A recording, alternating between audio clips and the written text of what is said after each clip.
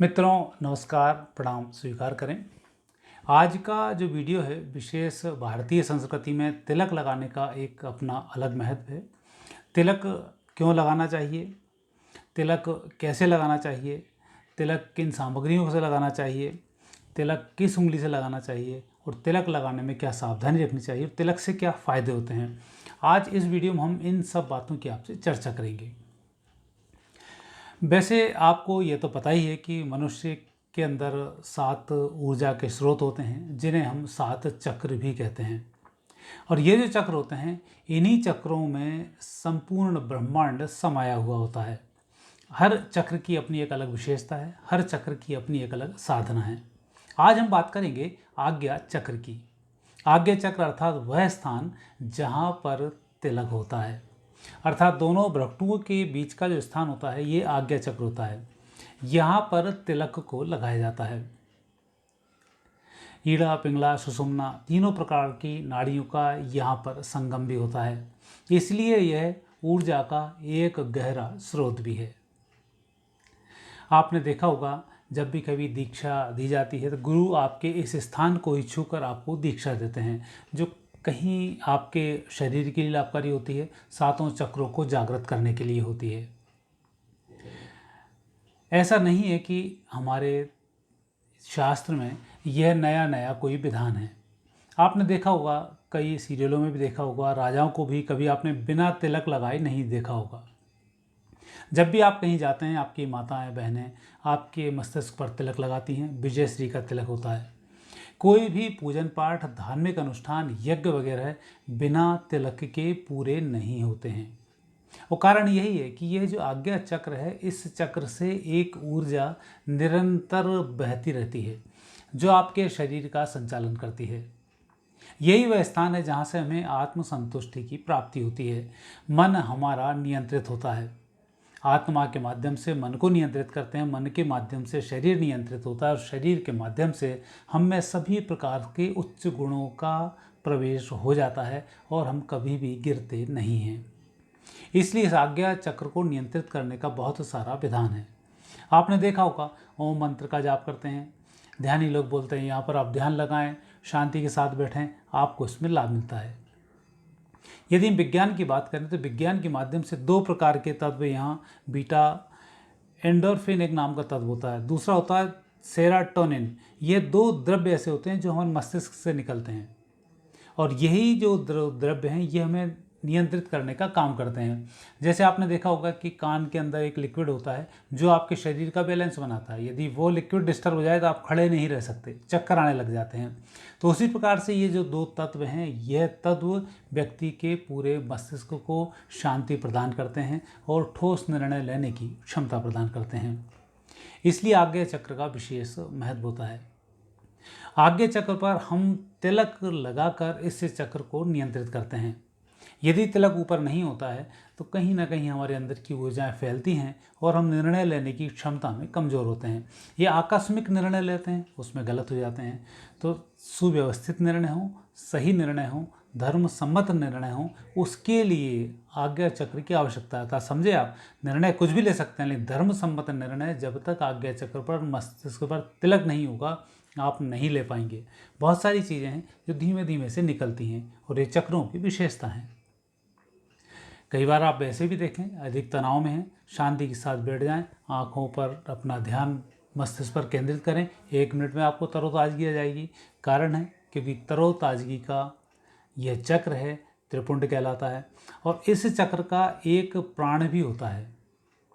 इस प्राण को विशेषकर धनंजय, 5 प्राणों में से एक प्राण है धनंजय प्राण। धनंजय प्राण वह है जो आपको एकाग्रता लाता है और विशेषकर पहले धनुर्धारियों को यहीं पर ध्यान कराया जाता था और उसके माध्यम से वह तीर चलाना सीखते थे और एकाग्रता उनके अंदर आती थी। तो इसीलिए इस स्थान का विशेष महत्व हमारे धर्म शास्त्रों में है। अब हम आगे बढ़ते हैं, आखिर तिलक कैसे लगाएं। तिलक लगाने में एक विशेष विधि होती है। जैसे शिव संप्रदाय के लोग होते हैं वह तिलक को आड़ा लगाते हैं, त्रिपुंड तिलक उनका आड़ा लगता है। वैष्णव संप्रदाय के जो लोग होते हैं वह सीधा यू के आकार में जो भगवान के चरण चिन्ह होते हैं उनको मस्तिष्क पर लगाते हैं।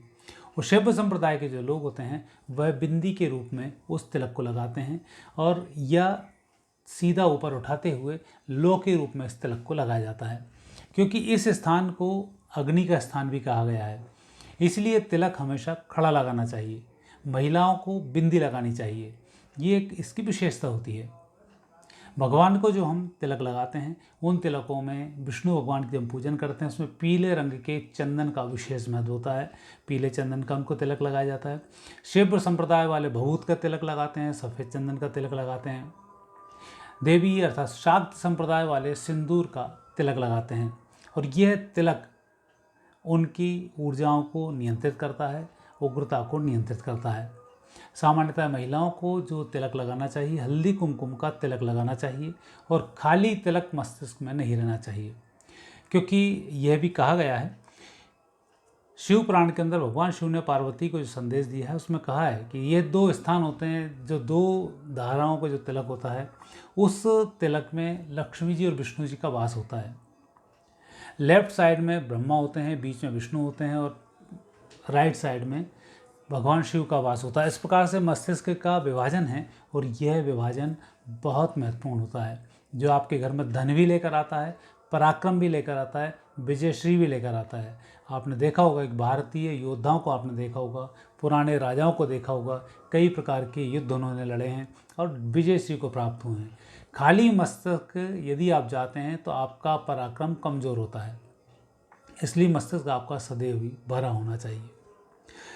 अगले हम चरण पर चलते हैं, तिलक किस पदार्थ का लगाया जाए।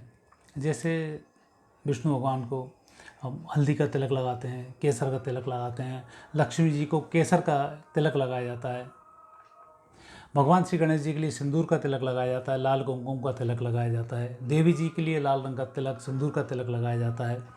लेकिन सामान्यतः मनुष्य को जो तिलक लगाना चाहिए तो भगवान के प्रसाद रूप में जो तिलक आए वह लगाना चाहिए, लेकिन भगवान से प्राप्त सिंदूर का तिलक लंबा या बड़ा नहीं लगाना चाहिए। इस बात का विशेष ध्यान रखें, वो थोड़ी सी बिंदी लगानी चाहिए, वह ठीक होती है।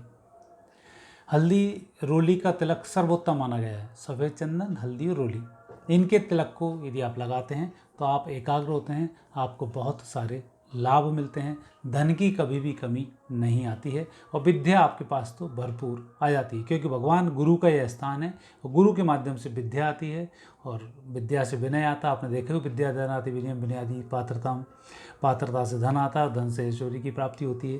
तो ये सारा जो काम होता है ये बिल्कुल मुख्य रूप से इसमें माना जाता है। अब आता है उंगलियों से तिलक लगाना। किस उंगली से तिलक का क्या महत्व है। सामान्यतः हम अनामिका उंगली को यूज़ करते हैं। ये अनामिका का जो तिलक होता है ये सबसे अच्छा तिलक माना जाता है, जो विजयश्री को देता है और आपको शीतलता और शांति प्रदान करता है। दूसरा मध्यमा का तिलक आता है, ये स्वास्थ्य और दीर्घायु तिलक देता है। तीसरा तर्जनी उंगली का तिलक आता है। ये तर्जनी का जो तिलक है ये मोक्ष के लिए लगाया जाता है, जब कई महामृत्युंजय बड़े जाप किए जाते हैं उसमें लगाया जाता है। अंगूठे से जो तिलक लगाया जाता है सीधा विजयश्री का तिलक होता है। कई बार ऐसा आपने बिंदी लगाकर ऐसे तिलक उठाते देखा होगा, कई बार सीधे अंगूठे से तिलक लगाते देखा होगा। जब आप किसी कार्य पर जाते हैं तो अंगूठे से तिलक लगाया जाता है, विजयश्री की इसमें प्राप्ति होती है। छोटी उंगलियों का तिलक सामान्यतः ऋषियों के लिए लगाया जाता है, इससे बचना चाहिए, क्योंकि हमारे धर्मशास्त्र में 12 स्थानों पर तिलक का विशेष महत्व है। एक ब्रह्मरंध्र पर, दूसरा मस्तिष्क पर, तीसरा दोनों भुजाओं पर, तीसरा दोनों छातियों के बाजू में, एक छाती के पीछे वाले साइड में, हाथों के दोनों साइड में। इस प्रकार से 12 अंगों में यह तिलक लगाया जाता है, जो सभी प्रकार से उत्तम फल को देता है। आगे जैसे तिलक लगाने में सबसे बड़ी विशेषता है कि हम कब लगाएं, क्यों न लगाएं। तो रात्रि में सोने के बाद तिलक को मिटा देना चाहिए, मुर्दे को तिलक नहीं लगाना चाहिए।